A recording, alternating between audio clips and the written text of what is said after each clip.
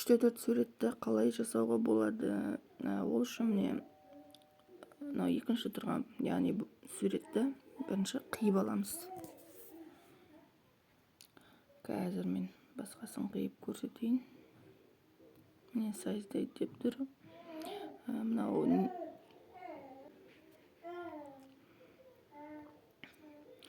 сақтаймыз, сохранить етеміз. Міне болды. Енді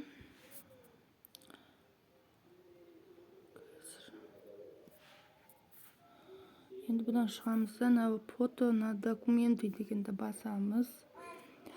Мен галереядан алам. Сіздер суретке екіншісін басып, яғни суретке түссеңіздер де болады. Мен галереядан аламын. Мына жерде жаңағы сақтаған суретімді, міне қиып сақтаған суретімді аламын. Енді бірінші тұр, міне использовать это фото да дейміз. Укажите размер дейді. Мына жерде бірінші V40 X 30 мм деп тұр ғой. Соны таңдаймыз. Яғни бұл 4-3 деген сөзді. 4 сантиметрде 3 сантиметр деген сөз. Бізге 4 керек, е. Енді применить етеміз.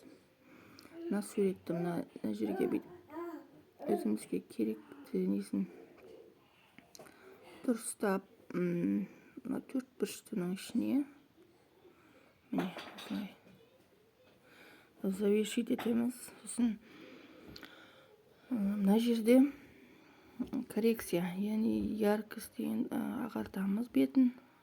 Контраст дейді, шамалы анық қыламыз. Енді да де ары қарай.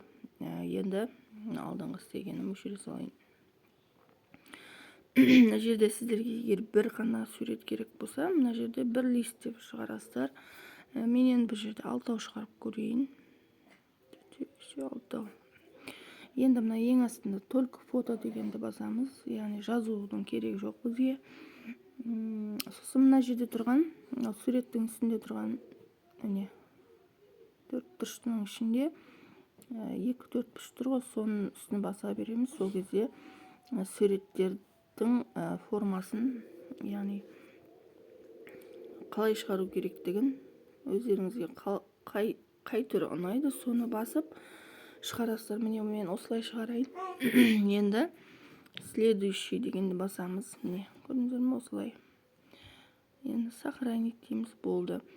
Егер осыны шығарғыларыңыз келсе, жаңа компьютеріңізге аударып, онысы компьютерге осы телефоныңызды жалғап, ары қарай шығара беруге болады.